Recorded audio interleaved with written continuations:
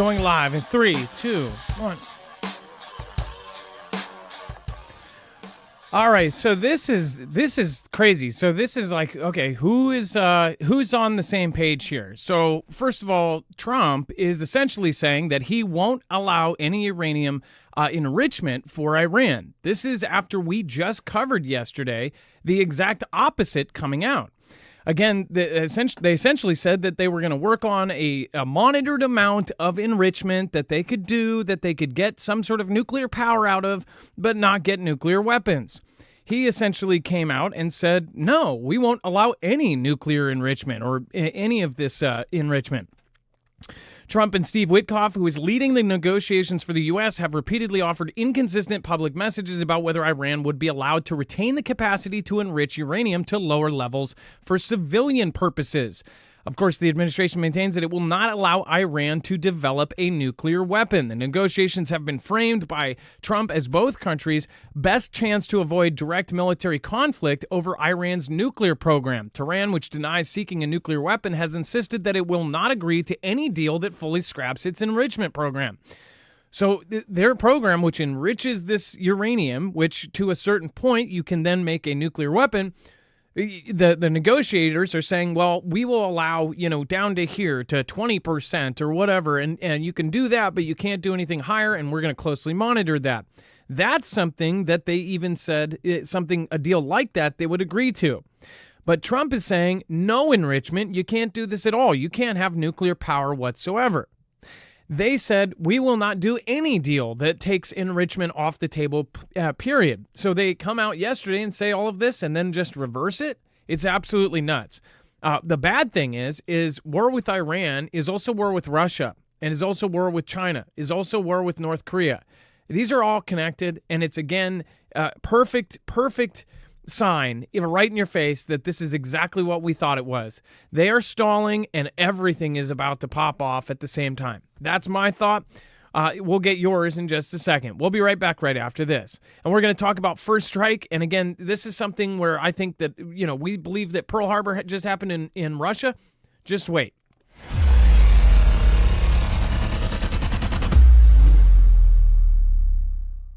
Nothing in the show should be considered legal, medical, or financial advice. The views of the callers can differ considerably and do not necessarily reflect my opinion, Dex's opinion, or anyone else who works with the show. You should always do your own research and consult with professionals. The internet is full of fake news, so please take everything with a grain of salt.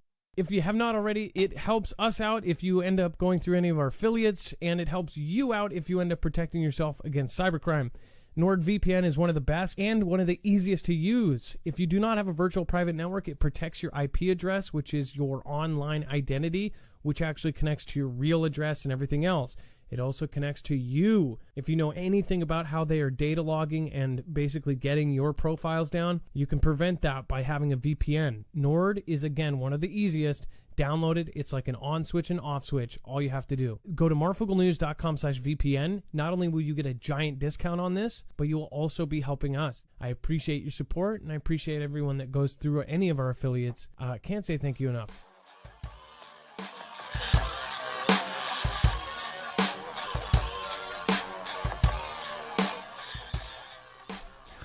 All right, and before we get the show started on a darker note and something of just my heart feeling like I need to say something. Again, Ilea and many other people sent me messages today about Patrick Humphrey. Patrick Humphrey is a creator in our space. He, again, has done videos, very, very similar topics as us. Again, Patrick Humphreys is a growing creator, and I was not aware, because I don't get a chance to watch many other channels, I was not aware that he was going through a really big struggle with his daughter. Again, he has a small, very small baby daughter, and she had just passed. Now, his followers and his subscribers have been following the situation, and apparently he has had issues for the last month or 2 months. I don't know when this actually happened, but I do know that the video went up today basically saying that his daughter had passed. I just want to send from the Marfoogle family and from all of us that we should all be on the same page. We should all be on the same side. We are talking about the people up above, far, far above us, and that we should all be, fighting together against all of this. And when something happens like this, it is something that is absolutely horrid. Apparently, they had to do an emergency C-section, and the baby did survive. And then you can go to his video, and I will post the link for this. It is also over on my Twitter or on my X. You can go see that, and that is of him explaining his story. Now, with that being said, I have 4 children. Of course, Ilea, who I was talking to, it is a parent's worst nightmare. It is something that, when people hear about it, it hits hard. So I just want to say, God bless you, Patrick. God bless your wife. God bless your extended family. I hope that you guys are recovering right now, and there's nothing anybody can say. I'm not even going to try to say anything to make you guys feel better. I really am praying for you and your family, and I am so sorry to hear about this. Again, she did not get the chance to live a full life, and she was called back to the Lord. So I am so, so sorry, Patrick, and I cannot imagine, and I hope that you guys are going to be better. I hope that you can recover from this, and I don't think it will ever go away, but one thing you can have is faith that it was done for a purpose, in some sort of greater purpose. So again, Patrick Humphreys, I'll make sure that you guys get a link to this. Glory to Yahweh says, thank you for telling us. Let his prayers continue. Jennifer Gilbert, thank you for responding to that. And Alan 68, amen. So, all right, now let's get back into the news. Before we do, let's bring my co-internet brother, Dex James. What is going on, and how are you doing today? Well, hello, Adam, and hello, Fugel fam. I'm doing just fine. And my prayers go out to Patrick Humphrey as well, to him and his family. Yeah, we're both parents. We understand, Patrick, and I hope the Fugel family does too. And then let's go back into the news. NATO is pushing for 5-fold boost to ground-based air defenses. Pretty obvious flag that something is about to go down. It's not. They're not getting ready for peacetime. It's not like everybody go out to the ball game or the soccer field or the pitch, right? It's NATO's asking for European member states to expand the ground-based air defense capabilities 5-fold, so 5 times. They want a massive investment immediately to fill the gap in the response to what they're feeling is this new Russian threat, Russian aggression. So the ramp up is going to be discussed at the North American Treaty Organization. The defense minister in Brussels said on Thursday.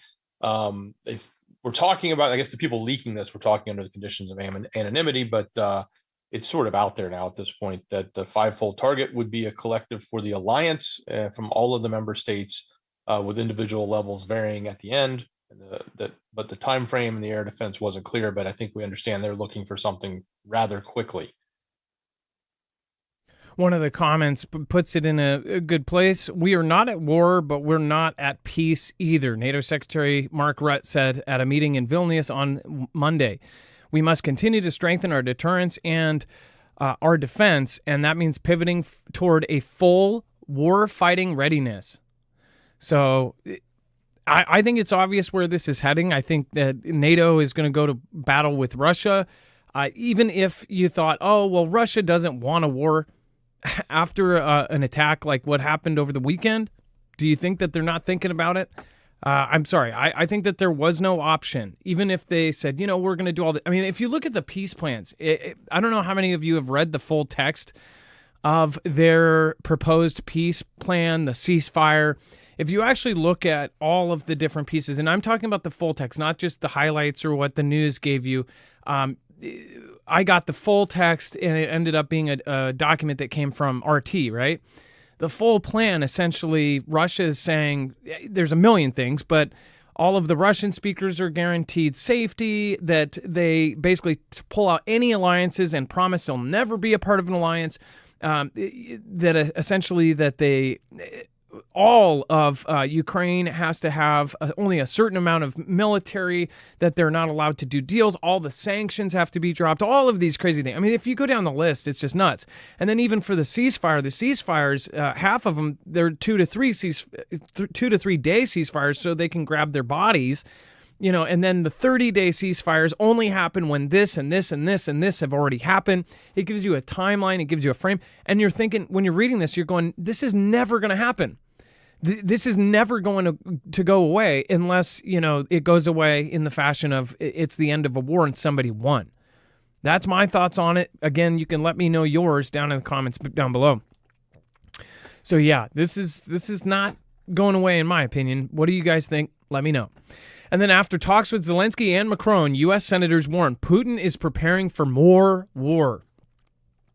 Dex, do you want to go over this whole Zalinsky and Macron? Well, we've got the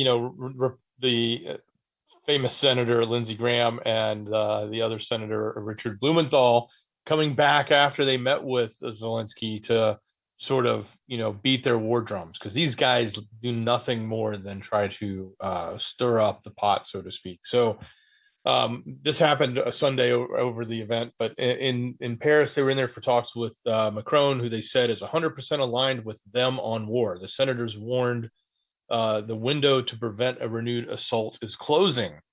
So the next 2 weeks, basically, is going to be pretty significant to them. Sweeping U.S. sanctions bill could be the West's last chance to choke off the Kremlin's war economy, they said, adding that they hope the firsthand findings will shift momentum in Washington and help bring a skeptical Donald Trump on board. But what we learned on this trip is he's preparing for more war, Graham said. Blumenthal called the sanction proposal and legislation bone-crushing and said it would place Russia's economy on a trade island. It's crunch time for Putin and the world, because Russia is mounting a new offensive. So all of this is in the midst of this major attack that went down by the spider attack, as they called it, from Ukraine. But basically, they're saying the next 2 weeks, these two senators are coming back saying, we talked to Zalinsky, we understand the plans, we've talked to Macron, the war is starting, and the next 2 weeks are going to basically prove it. If peace talks don't happen in 2 weeks, it's game over. Now, do you think that Putin thinks that this war is all Ukraine? Do you think that they believe Ukraine is behind all of these attacks? Do you think that they believe that Ukraine would even be on the battlefield still if it wasn't for NATO? So why I say first strike is I truly believe you're going to see some massive event, and we may see it very, very soon. You couldn't call it, I guess you couldn't call it a first strike because technically the strike has already happened on Russia's soil. I have a feeling that Russia is going to hit hard, and I believe that Russia blames mostly the United States and NATO for what is going on.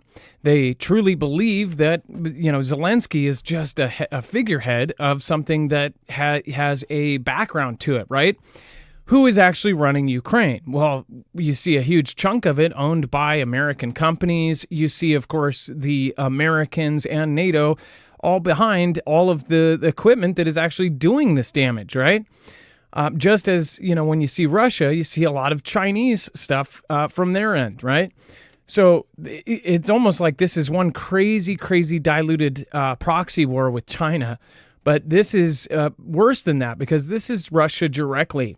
And I think that you're going to see a huge, massive, massive event go on with NATO territory. Whether it is a Fantastic Freddy or not, I believe that we are about to see something like this. And I believe that, all of the preparation, all of the back channeling, all of the senators and congressmen making these comments, this is not for no reason. This may very well be Ganda, but I think Ganda in the way of preparing people for what's about to happen. What do you guys think? Let me know in the comments down below. Do you believe that they are about to kick this up a huge notch? I personally do, and I think the time frame for World War, we are going to see it in the next 24 months. Like it very well will most likely start before 24 months. So again, what do you guys think? Let me know in the comments down below. All right, and let's see here. And by the way, guys, one of my family members is currently in a hospital right now. So the last couple of days I've left my ringer on just in case.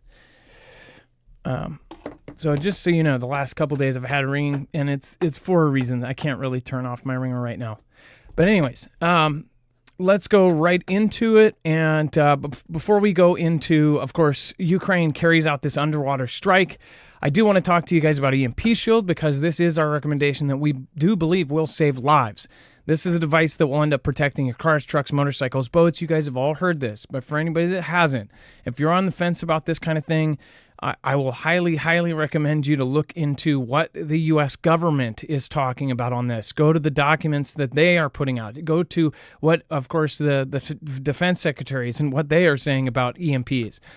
This would be the most likely attack on the United States if there ever was one, because it does not take lives directly. This is a device that will actually ground the signal of not only an EMP strike from an adversary or a personal, backpack one that could knock out a 5-mile radius. This not only can stop that, this can also stop a Carrington-level event from the sun.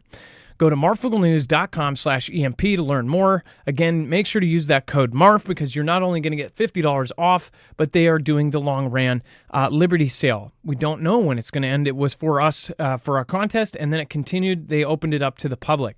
So I'm sure that they can't do it forever. Again, it has actually lasted way longer than I thought it would. So again, you'll get $50 from us, and then depending on how many you get, you'll get up to $200 off if you get up to 4. That's from $200 from them, $200 from us. This is a device that takes 10 minutes to put in your car, and that means you're going to get home to your family or get out to bug out. It also means your generators will run no matter where they're from. marfooglenews.com/EMP. Make sure to use the code MARF. All right. And then let's see here. Ukraine carries out underwater strike using 1,100 kilograms of TNT. Dex, go over the details, and then I'll... Yeah, this is really big. So they took out the Crimea Bridge, as others have called it, the Kerch Bridge. It's also known as one of Putin's, pride and joys, allegedly. But so the Secret Service, or SBU, said they blasted the underwater pillars of the Crimean Bridge overnight after a months-long operation. So this just happened. So you've got the taking out like a third of all their long-range jets, taking out 3 different train bridges and having all these trains derail. And now, the next day today we've got the taking out of the Crimean Bridge. So massive blows, one right after another, against Russia from Ukraine. So it comes after Putin has ordered the overnight attacks against Ukraine. So civilian homes and buildings across Ukraine were hit with a wave of missile strikes. These followed the peace talks in Istanbul that were obviously the retaliation from the attack on the planes and the Tu-95 or T-95s and Tu-22 aircrafts that were taken out. So a lot of additional strikes going back and forth between both sides. So this is like, the day before peace talks, the day after peace talks, it's like nothing's changing right now. This is full on war with these guys. Yeah. So with this huge bridge strike too, I mean, this is just one thing after another after another. This is something that they can't really sleep on. This is something that, you have. It's like they're poking the bear, and then the bear goes back to sleep, and then they hit it with a hammer, and then the bear wakes up for a second, goes back to sleep, and then they're like, get the air horn. Let's really hit this thing. And then they put 1,100 kilograms of TNT under the bear. So this is something that, you can obviously tell they are not going to, they're not going to stop. This is war. But again, this is some big, big moves all done at once. This is a war starting time right now. This is when they are trying to get this fired up. And it makes perfect sense. We have been looking at all of the different patterns going on for a long time. This is a huge deal. Dex, go ahead. Well, what is it going to mean if Putin doesn't do much? Like, what if all he does is the same thing he's been doing? Like, if this major strike happens, which it already did, and it doesn't go answered outside of, he bomb some cities in Ukraine, which he's been doing every week for the last years, right? Like, what does it mean? What is it going to mean if he doesn't show something significant? I guess that's the question. Like, will he, will it look bad for him? Will everybody sort of back down on this, or are they going to continue to say that he's the big bad evil person, right? I just wonder, because it's like we've crossed those red lines over and over. Cross the red line, and nothing happened. At what point does he actually do something, or do we find out maybe he's not going to do anything? Nick says, and red lines that are crossed daily. Oh, not only red lines that are crossed daily. I mean, they have literally crossed all of their actual on-paper lines. And it makes you wonder, like, are they going down the list? Like, does NATO and does Ukraine have the list that they have made, their rules of their engagement rules of how they would use a tactical nuke or a nuke? You look at the rules of what Russia has declared to the world. Like, if a country does this to us, we will use a nuclear device back, and it will be legal, right? It's like they're going down that list, and they're saying, oh, destroy a third of their bombers? Okay, do that. Destroy, 3 or more large warships? They're like, yeah, check. Destroying more than 4 airfields. Oh, boom, check. It's like they have all of these things that they've hit, and they're literally taking the red line and they're blowing it up, just like they did to this bridge. This is a major through too. I mean, like, look where it's at. So it is a massive hit. It is something that's going to really, really piss off Russia. It's going to poke the hornet's nest. And again, people think, this is just going to all forever. They're just going to let them cross every red line. I think that they are waiting for something. Otherwise, they would have even done some very large responses back after all of these different events. It's almost like somebody's telling them to wait. But again, what do you guys think? Let me know in the comments down below. Trina Roque, I believe Roque. Thank you, Trina, and I appreciate the super sticker. Thank you, and thank you for the support. Thank you for supporting independent. Seriously, it's it's been a rough year with the platform, so thank you guys. I appreciate it. All right, and then let's go into this smartphone smuggled out of North Korea is absolutely wild. Now, some of the things on here, essentially this phone will replace certain things. Now, this is what they're saying. I have a hard time believing anything that comes out of BBC anymore. But BBC essentially got their hands on one of these phones, and they say that every time you put in certain words, it would automatically replace. It's like an autocorrect, only it's like Big Brother autocorrect. If you put the word Oppa in, which is like older brother, but some people use it for like Big Brother is watching type of thing, it would replace it to something else, and it would tell you, Oppa is only to be used for siblings and things like that. It's crazy because it even sends updates every 5 minutes to North Korea authorities. So whatever you are doing on the phone, it is going to be sending back that information every 5 minutes. And I was thinking in my head, I'm like, what's so different about this phone and ours, right? Our phones literally do this. Dex, isn't it funny? Like our phones are doing this at every moment of the day. It's not every 5 minutes. It's every second. Ad tech is telling them where you are, so it can be like, hey, you're right near McDonald's. Do you want to go stop by and review it? It's like, this is disturbing, but at the same time, it's like, look at our phones. Well, look, this is the greatest scam for Americans, if you think about it. All of the data that you don't want your government to spy on, your government doesn't have to spy on. They just allow it to go through in a form of ad tech. And they say, the advertising companies and these media companies, and it's really the Facebooks and this platform and others that, build these massive data collection systems to advertise and build up their advertising information. All of that is allowed. And the beautiful thing that the American government can do is they don't have to spy on you. If they want to know about you, they just go subpoena it from, or even do it without a subpoena and get it from the networks. So they just go to Facebook and ask for it. They just go to the phone network and ask for it. Where, Kim has to build it in and send it all back to his dictatorship. So it's the same thing. It's just done in a much different way. Yes, and when people ask, like, I thought the government can't spy on our cell phones, and that's illegal. They can't spy on American citizens for no reason. Well, that's the whole thing, is you sign all of these releases, and more people are understanding what these releases mean. In fact, there was a video that was just put out talking about all of the extreme things that have happened in arbitration. I'm trying to remember what his name is. He's all over Twitter. Do you know the guy that does the investigations? Apparently he's working for Candace now. He does videos on there. Do you know the Twitter guy that goes deep dives into EpiPen and all of those guys? What is his name? Somebody in chat. I don't know which guy you're talking about. He just did a video. He's got a huge mustache. Always wears a billed hat and goes deep diving into stuff. I'm sure everybody will get it in the chat. He's been talking about this stuff, but he did a video about Arbitrage. Ian, thank you. Ian Carroll. That's right. Ian Carroll just did a video, and apparently he's working for Candace now. And he did this video on extreme arbitration. And this is something that really a lot of people have not realized.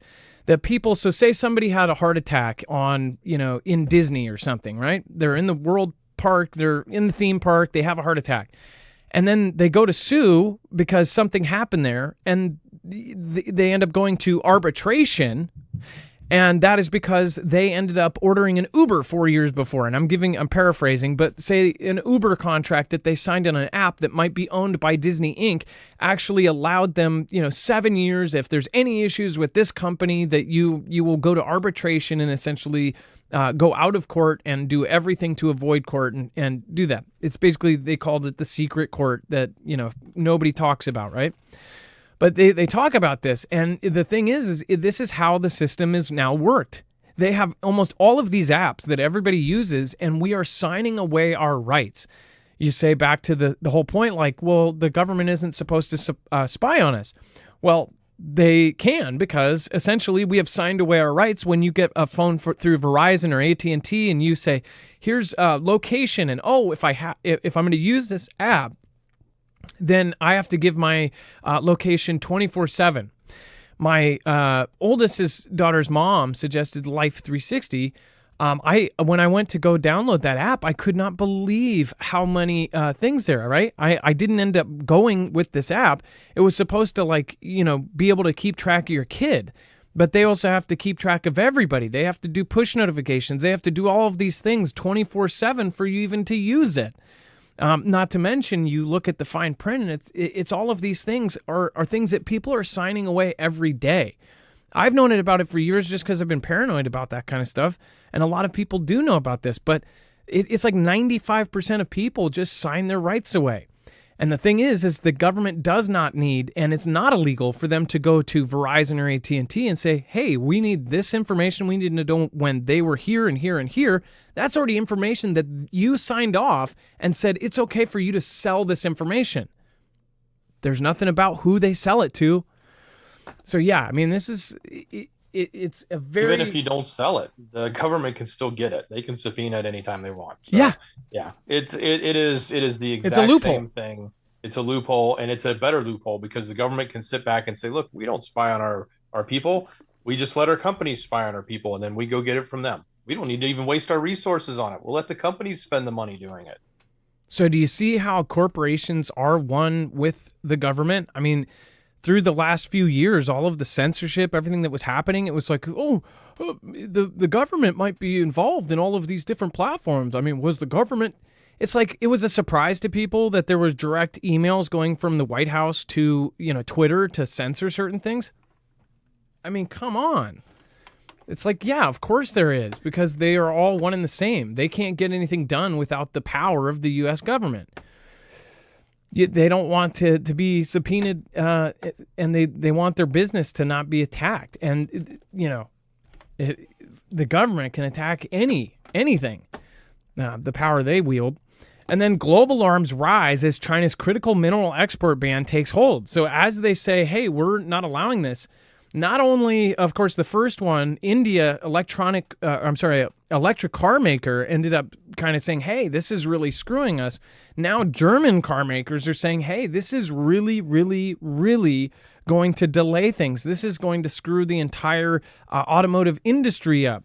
Essentially, they are holding back all of this stuff that they essentially have a monopoly over. Global automakers warn of production halts without China's critical minerals. Executives and diplomats are scrambling to get meetings in Beijing and try to figure this out. Trump and Xi expected to talk this week, right? So you have something where they control a huge chunk of resources that are absolutely fundamental to how everything is running right now. This is a trade war right now. We're in territory that we really haven't seen before, as far as all of these things are all happening at once, right before potential physical hot wars. It's like if you wanted something to trigger something, well, just look at the last 6 months of news. Dex, they are controlling this stuff, and they're saying they're doing this export ban, which if any of this keeps continuing, that it's going to completely change how the game runs. Yeah, shipments of the magnets, which are essential for assembling everything from cars to drones to robots to missiles, they've all basically halted. There's no more coming in. It's that we talked about this when it was announced. We talked about when they said it. Well, now what we're seeing is the day it happened, and now that it's happened, everybody is up in arms because they're literally not getting them anymore, and it's not like they're easy to replace. So that just means the price outside of the China market is going to go through the roof.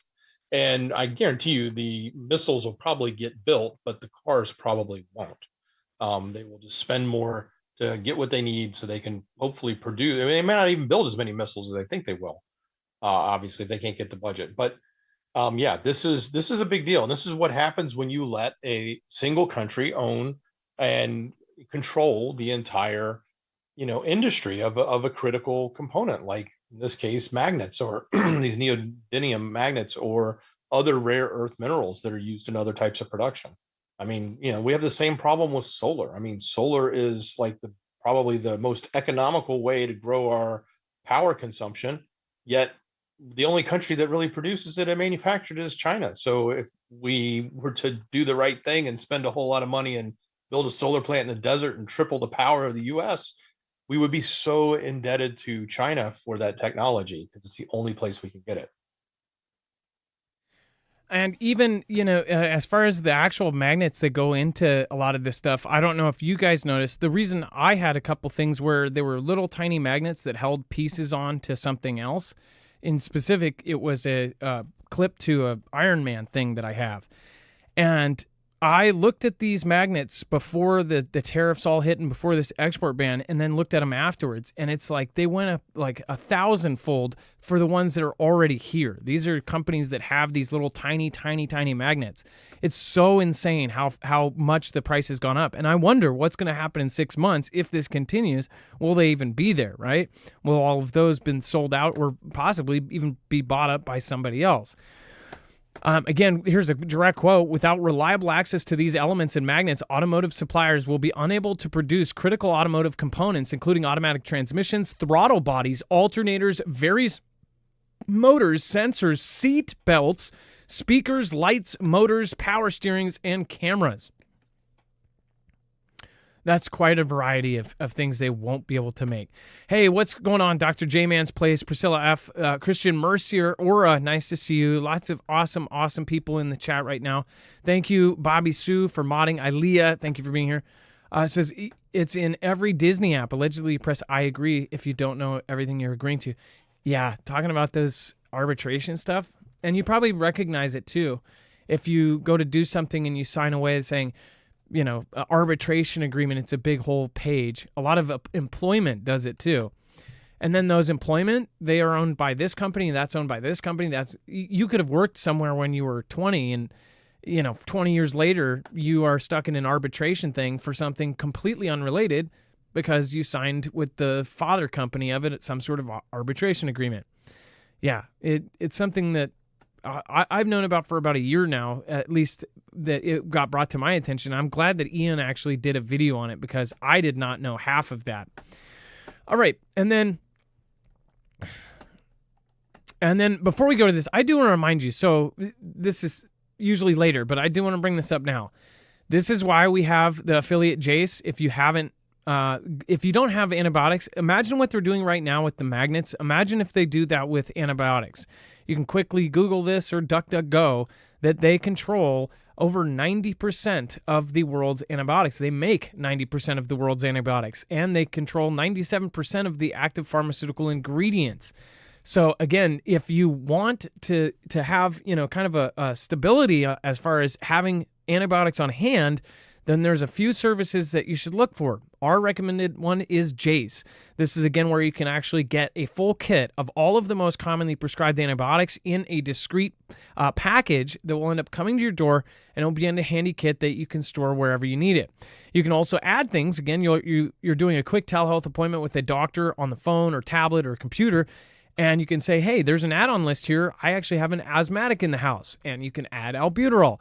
Things like this are down on the add-on list. Again, make sure to go check that out. It's much bigger than what we have here. Again, go to marfooglenews.com/Jace. That's called the Jace case.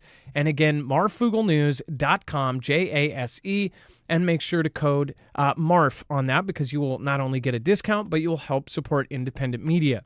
Go check it out. Again, if we ever get in a conflict, a full-on conflict, what do you think is going to happen to the antibiotics? I think it's going to be one of the first things that will go, and it'll be one of the first things that people have a huge hard time finding. All right, and then the auto pen stuff. Oh my gosh.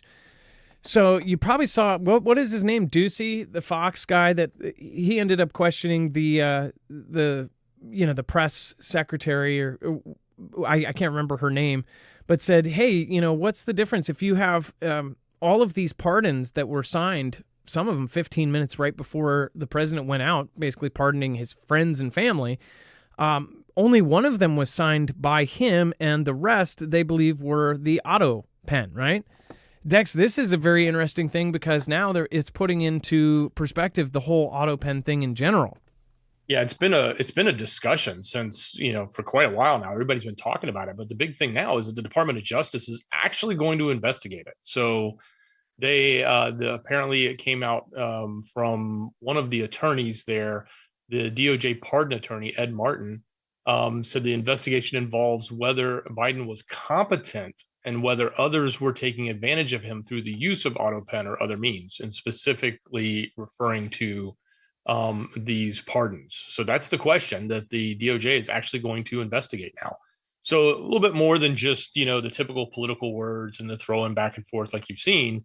We're seeing action, at least from the sense of an investigation. Now, I don't know much if anything's going to come of it, but you never know. It would be rather interesting if they do come out and say, hey, it does seem like this, these things were done differently. Now, it's pretty clear they could just go ask him, hey, did you agree? And I can't imagine they're not going to pull the puppet string behind his head and he'll shake his head up and down. Yes, I agreed to all of those. But there is this valid question that's going on. Was it, used in a way by other people that maybe he didn't really know was happening at the time? That would be concerning. And it would also then bring into question what else was signed. Now, the use of the auto pen itself is not a bad thing. There's so many things that the presidents have to sign that they need their signature on, that's what they use it for. But they don't do it for everything. And usually the important stuff, they do it, by hand. And you'll even see this current president likes to do it on TV all the time, at least ceremonially showing that he's signing stuff by hand. So, but there is a precedence for using it, but it's obviously for things that aren't as critical as bills and pardons. Those things are typically done by hand. Especially pardons that protect some of the most evil people in the world. So, yeah. And then we have Patel sounding the alarm about these nationals bringing the agro-bio weapon, right? So I think that this is less of a story than the stuff that probably hasn't been caught, right? We think about our food supply, and I think about the many stories we've covered about our water supply and attempts on this, and I think about also the attacks on our grid, right? So we actually covered I believe it was the NERC report that talked about how there were 700 attacks on our grid, and this has everything to do with our water supply and food supply as well. 700 attacks on our grid over a period of like 5 years or 7 years, something like that, 6 years. And out of 700, all of these were reported to the Department of Energy. 2. One was reported to the public, and the second, at the time of the report when it was coming out, the second was reported to the public. So that leaves I don't know, 698 that were never talked about. And we're talking about people taking pot shots at the grid. We're talking about people driving right into it on purpose. We're talking about people cutting the fence, going in and lighting a fire. We're talking about drones going in and hitting it or videoing it. We're talking about every kind of event you could think of. Oh, sniper fire. All of these things happening, trying to take it out. Because, again, people say that with the right sniper shot, you could take out an entire transformer if you know where to hit it. And you take out 9 transformers, you take down our entire grid. Don't believe me? Go look. They found that even if they hit the right 9 transformers across the country, they could knock down our entire grid. That is absurd. It is insane. Again, it was crazy to find out that that is true. Now, which 9, I don't know, and I wouldn't tell you if I did. But I will say this, those weren't reported to the public. Now you think about the bioarum stuff, and then you look at the investing that you see actually, the money that's getting put into this stuff. You look at the DHS reports and everything that's getting put in, and all of the money going towards developing defenses against this stuff. That tells me that they're defending against something that they see and that they're catching and that they're trying to stop, and they're not telling the public. So I don't know if there will ever be a report like the NERC in bioterror, but again, it looks like for how they are responding to things and how they are investing, that there is a lot more of it going on than just this. And this was a fungus that could have caused billions of dollars in damage. It could have messed up our food supply. And these were people that were directly connected to the CCP. Even if this is totally fake, again, going with the angle that they are just pitting something fake and to basically say bad CCP, then what are they pointing that to and for during this whole time, right? With all the tariffs, with the export bans, with a virtual embargo that was going on, all of these things going on, and then China connected with Russia, connected with Iran, connected with North Korea, all of this, it says to me that this is a war going on that we can't even see. That's an invisible war. That's why people say World War IV, because World War III is currently happening in a lot of people's eyes, that this is already happening, that we are just being kept in the dark about a lot of it. What do you guys think? Let me know in the comments down below. Highway, Mock the Freak, Rip Curl, hey, nice to see you. Good to see you. J-Pass, WizJan, Susie Q, nice to see you. And then, let's see here, Stealth Mode, Stephanie Munoz, and Andrew Simpson, thank you. Thank you guys for making it. I appreciate everybody that's coming to every show. And Dex, as far as the bio agent here, this is something that that many people are never going to find out about. They don't tell the public about 99% of this stuff. Well, it also makes you wonder just, when you look about the farmland, we talk about the farmlands that were bought and we're worried about them being near military bases. What about the farmlands they're buying and the fact that they have biotechnology that they may be bringing to our farmlands, even if they're controlling them? Like there's so many avenues of this that can be thought of. But yeah, you were spot on. The first thing you said is this is probably not as scary as the stuff they haven't caught. Well, if they're telling us about the stuff they've caught, how many things have they not caught? It's always greater than what they have caught. So what is still out there that's at large, that's in hiding, that's dormant, waiting to be popped out at the right time, sleeping and what, not just a sleeper cell, but maybe a sleeper bioagent that's just sitting there waiting to be activated. That's the scary thought. And I'd like to think that we can find all that, but this world is not one that we're able to do that. It's just not the case. And what is her position? They say a researcher, but is she a professor or is she an employee of University of Michigan? Again, it said that she worked at University of Michigan. Her boyfriend, Zuyong Liu, both citizens of the PRC, which is crazy that they're researchers in this college. They're as far as how the countries that we don't allow to have certain positions and then the countries that we do, they're there. These are the people you wouldn't expect. You're on a college campus in a research division somewhere. You don't think of this person as somebody who's directly connected with the CCP. You should, but people don't. She might be wearing, when she's off work, she might be wearing a pantsuit or something, and she looked well-to-do and like anything else. And of course, now you see that anybody could be this, kind of agent, right? Think about that, Dex. Like these are people it's not like you can spot them. I mean, this woman worked at a college. Would you expect like, oh, secret agent bringing in a bioterror weapon? Well, yeah, exactly. And as a research fellow, that's it. She's just a researcher. She's employed by the college to do research. And I don't know that her boyfriend had a job. It's just her boyfriend. It didn't say. And I thought I saw somewhere else that he was, Lou worked at a Chinese university where he conducts research on the same pathogen, according to the complaint. So he first lied, but then admitted to smuggling Fusarium graminearum into the United States through the Detroit Metropolitan Airport. So he smuggled it in, and then she was going to bring it there. And they keep saying to do study, right? Are they really just studying it? What would this do? And they said that it has liver, it would do, causes vomiting, liver damage, and reproductive defects in humans and in livestock. Think about if they killed off all of our livestock. Think about what position we would be in if they took out all of our livestock. Think about the purpose of that specific pathogen. That is terrifying. Yeah.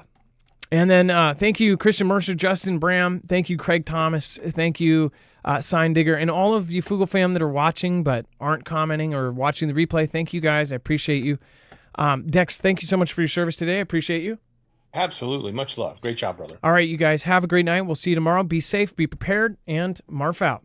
It is now time for the shoutro. It's not an outro. It's not a shout out. It's a shoutro.